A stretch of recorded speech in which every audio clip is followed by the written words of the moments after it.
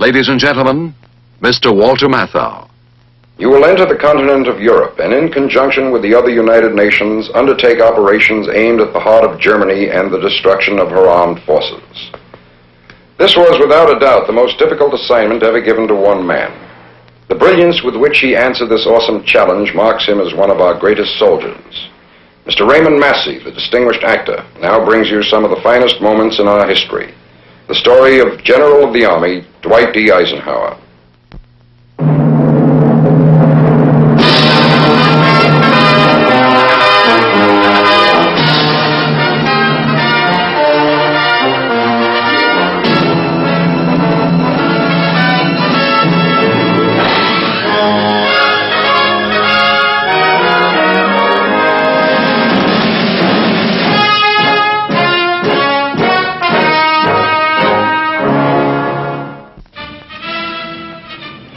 The time is June 1945.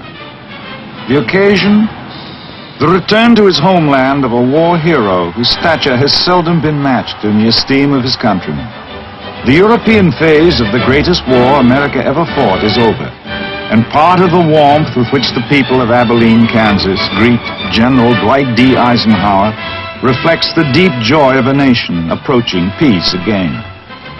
Some of it is the kind of welcome any hometown might give a favorite son who has done a good job. But more than anything else, it is a tribute. A gratitude felt in every corner of the Allied world, no less than in Abilene, towards the man who stewarded a crusade to its victory. It was a crusade with many battles and many triumphs, but it found its symbol in one day above all others. D-Day, June the 6th, 1944.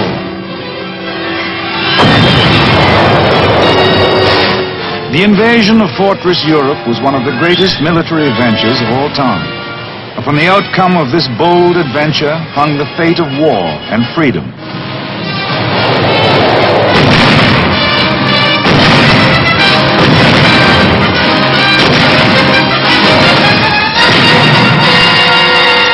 It was because so much of man's hope had been bound up in the success of this adventure that the architect of that success found the hearts of the people open to him from Europe to the town of his boyhood, where the adventure of Dwight D. Eisenhower, the man, began. Abilene, Kansas, today, a busy and proud town of almost 7,000 people living in the heart of the western wheatland, is typical of the kind of town that comes to mind with the phrase, grassroots America. The mark of the past is on it, but it does not live in the past. Its streets and its buildings bear testimony to a living and growing America.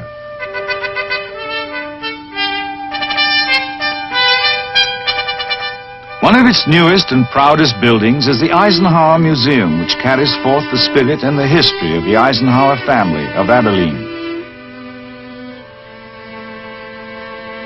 It is visited daily by citizens from all parts of the country, ranging from dignitary to schoolboy.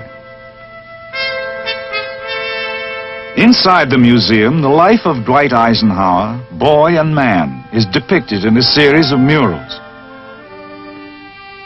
From infancy, that life had the flavor of grassroots America about it. Eisenhower was born in 1890 in Denison, Texas, of parents whose families had migrated to Pennsylvania from Europe and thence to the American Midwest. Young Eisenhower's parents had lived in Abilene before his birth, and it was to Abilene, once the wild town at the end of the Chisholm Trail, now a peaceful village of the plains, that they returned when he was an infant.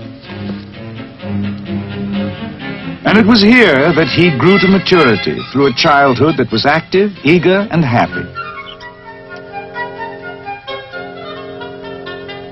An experience shared with devoted parents and spirited brothers.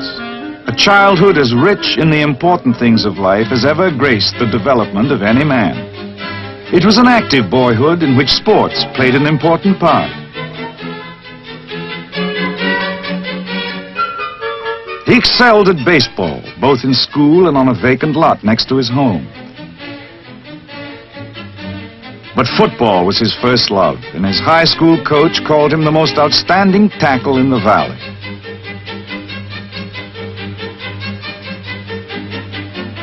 The active life was important, but the greatest single staple of the Eisenhower family life was religious observance. The family home in Abilene shows the influence of that serious religious conviction. The Bible was the guide of family life, and its chronicler as well. On the wall of the bedroom shared by Dwight and his brother Edgar still hangs this simple testament of faith: "Thy will be done."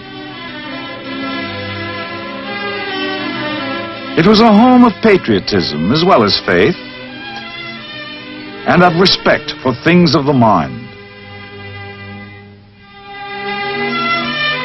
Work, constant and hard work, was also a staple of the family routine. The creamery where young Eisenhower worked during his spare time while he was in school is still one of Abilene's light industries. In this way, and by these standards, young Dwight Eisenhower grew to a manhood the world would one day know well. He was 20 when he left Abilene for the military academy at West Point.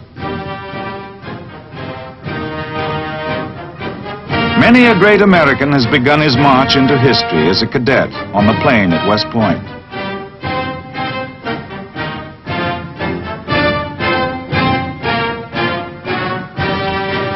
Eisenhower was graduated from the military academy in 1915 and commissioned a second lieutenant of infantry.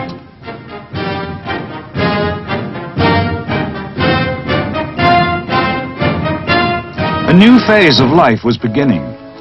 In the summer of 1916, as a newly promoted first lieutenant stationed at Fort Sam Houston, Texas, he married Mamie Geneva Dowd of Denver.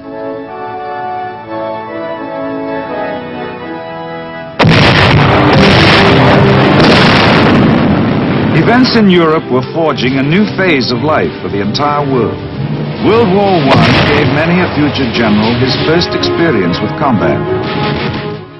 But young Eisenhower was not among them. World War I brought him instead command of a tank training center at Gettysburg, Pennsylvania, where he prepared troops of the new Tank Corps for overseas duty.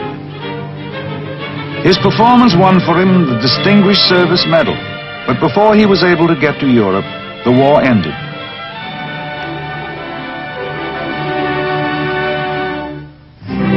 In the late 1920s, after graduation from the Command and General Staff School, Major Dwight D. Eisenhower was assigned to France to prepare a guidebook on American battlefields in Europe. It was his first direct experience with that continent. With the 30s came other assignments, climaxed by service under General Douglas MacArthur in the Philippines.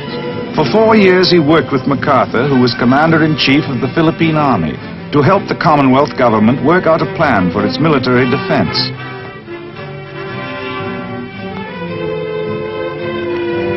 Ordered back to the States in December 1939, Lieutenant Colonel Eisenhower went to Fort Lewis, Washington, as executive officer of the 15th Infantry Regiment.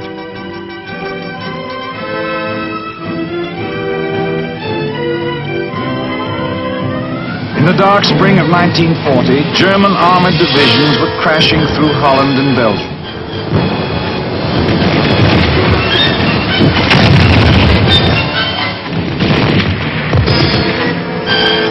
The Luftwaffe was streaking its destruction through Europe's skies. France was prostrate, and beleaguered Britain was standing alone. The United States had passed the Selective Service Act to prepare for what inevitably lay ahead. And the biggest challenge in Colonel Eisenhower's life was to aid in that preparation. Late in 1940, he was made Chief of Staff of the 3rd Division, where his staff work brought him assignment as Chief of Staff of the 9th Corps.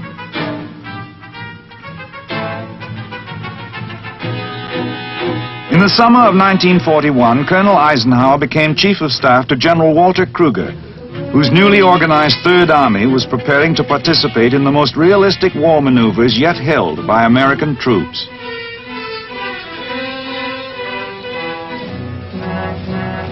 In these maneuvers over the Louisiana countryside, as America fought for the time to train its growing army of citizen soldiers, Eisenhower's task was to work out a plan of defense against an invading mechanized force.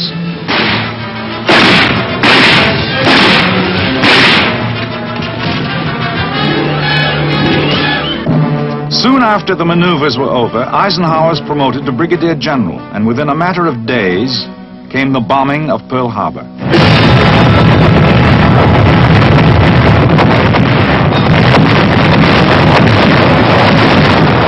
From almost this moment on, the fate of the nation and the fate of General Dwight D. Eisenhower would be inextricably bound together.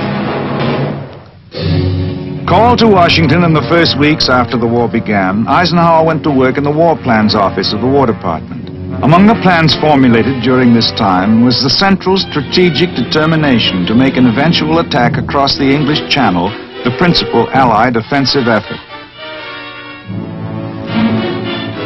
A mural covering the west wall of the Eisenhower Museum dramatizes the high spots of the next great sequence in the adventure involving the nation and the man, whose ability to rise to grave responsibilities brought him rapid promotions.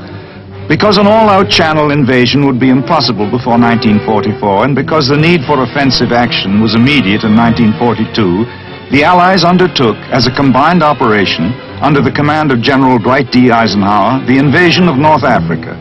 The minimum objective of this maneuver was to seize the main ports between Casablanca and Algiers.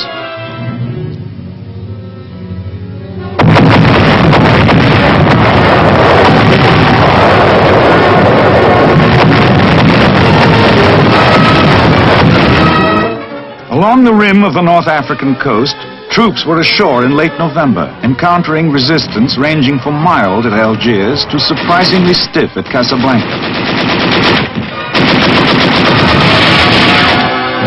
The commander's hope was to push quickly east along the Mediterranean and take the important posts of Bizerte and Tunis.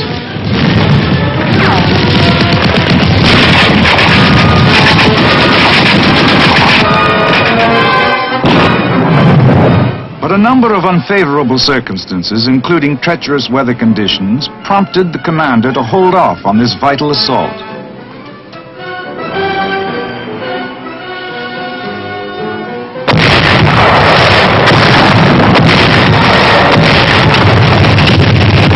In the spring, however, troops of Omar Bradley's 2nd Corps were able to take Bizerte, and at the same time Tunis fell to the British First Army.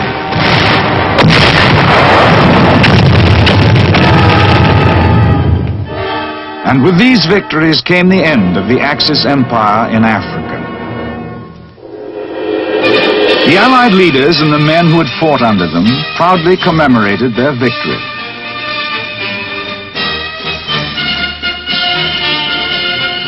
One of the greatest products of this victory, in the words of the commander himself, was the progress achieved in the welding of Allied unity and the establishment of a combat team that was already showing the effects of a growing confidence and trust among all its members.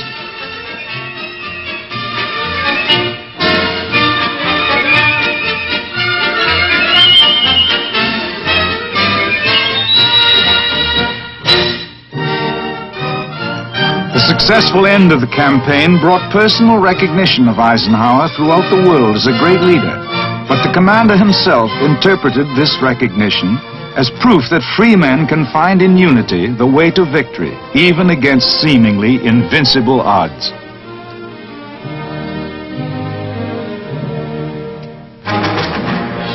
The next big campaign, the invasion of Sicily, brought further demonstration of this basic truth. Allied troops took this vital rock in the summer of 1943. The effect of Sicily's fall was electric. Italy surrendered, the first of the Axis partners to capitulate.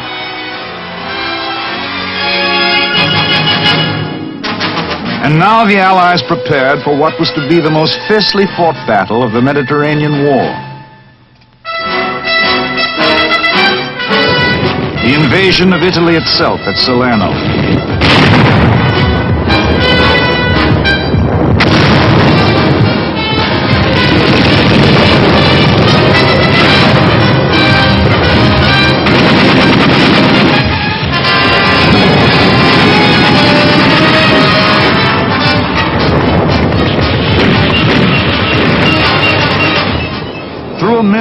courage and tenacity, troops of General Mark Clark's Fifth Army established a beachhead against overwhelming German odds and went on to take Salerno and the vital port of Naples.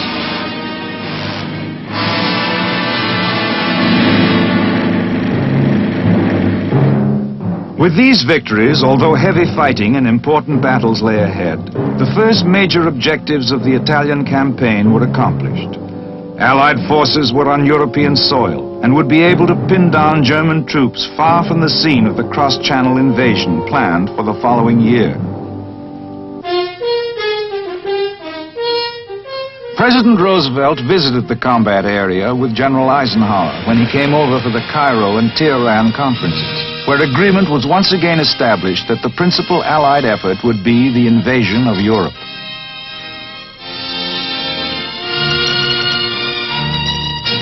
Shortly afterward, the man who would command this awesome undertaking was named General Dwight D. Eisenhower, whom people throughout the free world were now calling the man of the hour.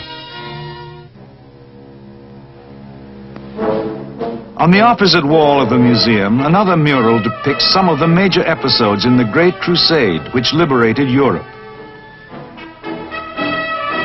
The Supreme Commander's orders from the combined Chiefs of Staff were quite simple: to land on the coast of France and thereafter to destroy the German ground forces.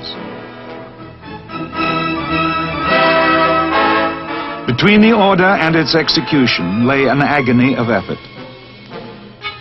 Across the Channel, the heavy fortifications lining the coast of France bespoke the Nazis' belief that they could push the invading armies back into the sea.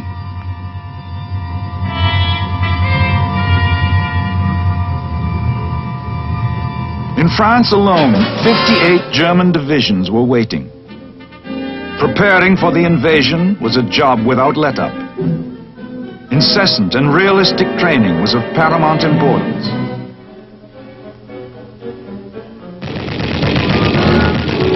The challenges of morale, the myriad details of coordination on every level, all these were overwhelming. But through those tense months in the early part of 1944, the preparations continued. And finally, after being postponed one day because of weather conditions, the eve of the day of decision was at hand. The commander visited the airborne troops who would lead the invasion. "I found the men in fine fettle," he wrote later, joshingly admonishing me that I had no cause for worry.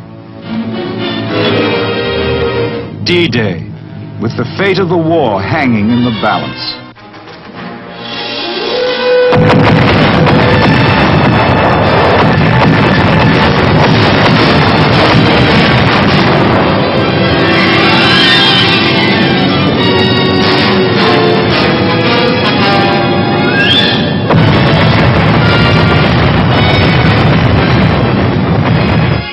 500,000 troops, backed by millions more, faced outward across the stormy sea.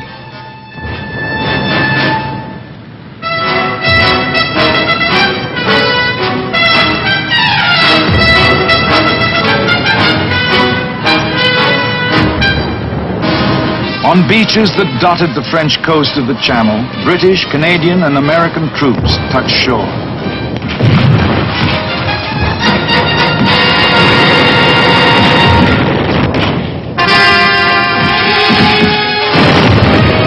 The first fateful moment passed, and Allied troops were holding on French soil.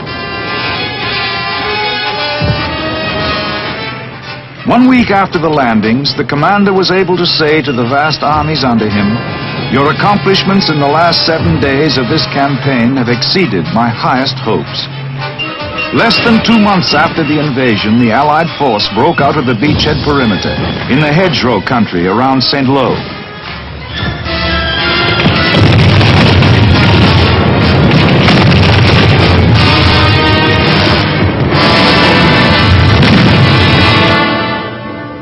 Exploitation of the breakout was the next step.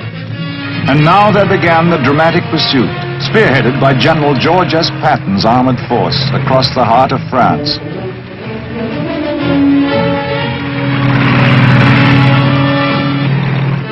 And then the grand triumphant march, through Paris, which was freed by French troops and soldiers of the U.S. Fifth Corps.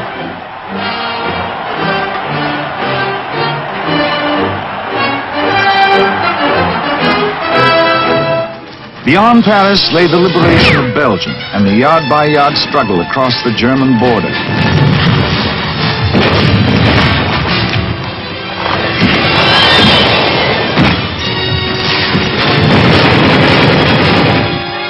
Blocking the steady pursuit of victory lay the Nazi counteroffensive in the Ardennes sector, known as the Battle of the Bulge. Through a grim and bleak period of several weeks, the enemy, supported by the most devastating of weather conditions, isolated and assaulted Allied forces.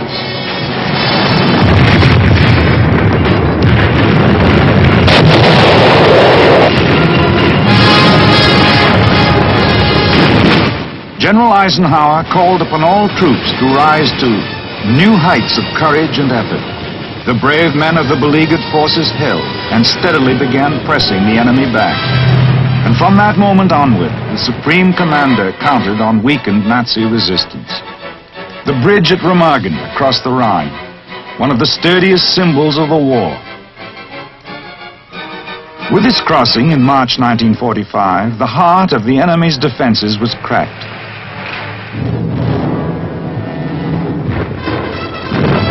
There remained the substantial task of mopping up what was left of the enemy west of the Rhine.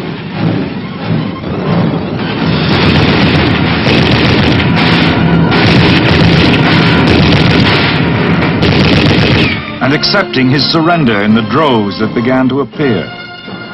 The great cities of the enemy's fatherland were rubble as Allied troops moved through them in the last stages of the enemy's defeat.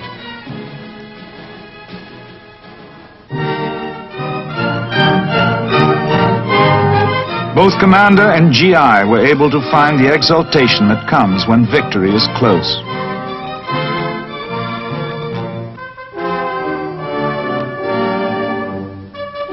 Victory came finally with the German surrender in a schoolhouse at Reims on May the 7th, 1945. The return to peace was signaled by the Supreme Commander. I have the proud privilege of speaking for a victorious army of almost 5 million fighting men.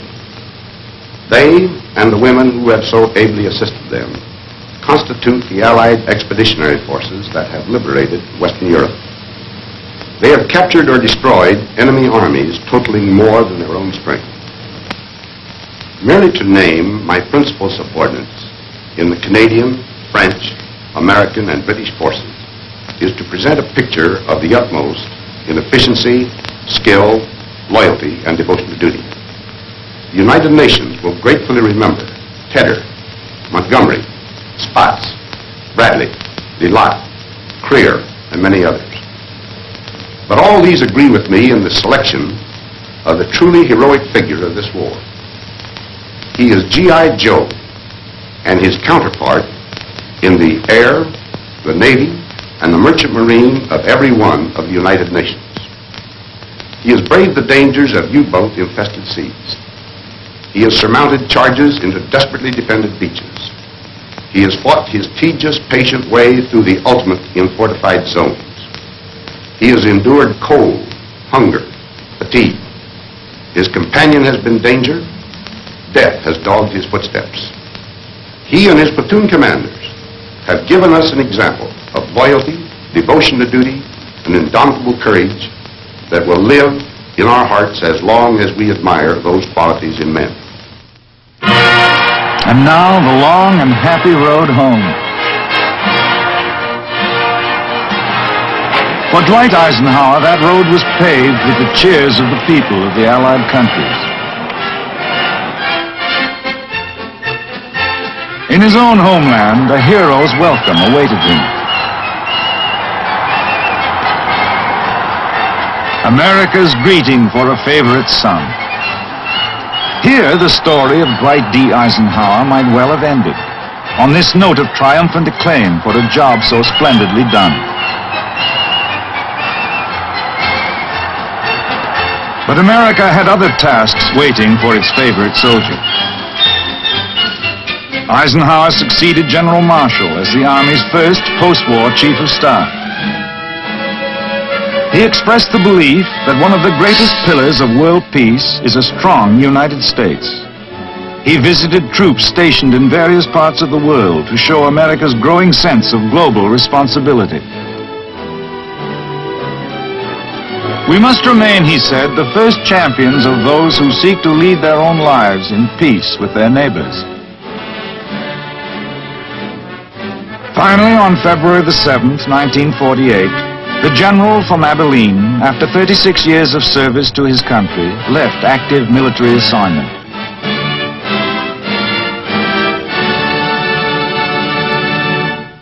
But not active participation in the life of his nation. He accepted an invitation from Columbia University to serve as president of that great institution, enabling him, so he thought at the time, to devote the remainder of his useful life to the challenges of education.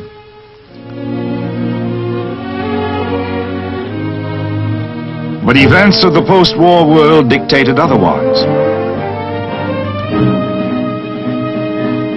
The urgent necessity for unity in the free world brought into being the North Atlantic Treaty Organization. And it was evident that only one man could make that vital and complicated organization work from the outset: Dwight D. Eisenhower. At the end of 1950, he answered his country's call once more. And once more, he was on European soil to assume supreme command of the land, the sea, and the air forces of a grand defensive alliance. Against the new threat rising from the Soviets, who had once been his nation's ally, he had to create in the war-weary European soul the will to defend itself, so that freedom so dearly bought would not be lost. For more than a year, he labored diligently at his task of coalition. When he turned over the reins of command to General Matthew Ridgway, the structure of military unity among free nations, on which rested the hope for continued peace, was established. Once again, with the accomplishment of substantial victory behind him, this might well have been the end of his public career, and in a sense it was. The closing chapter in the story of Eisenhower the soldier.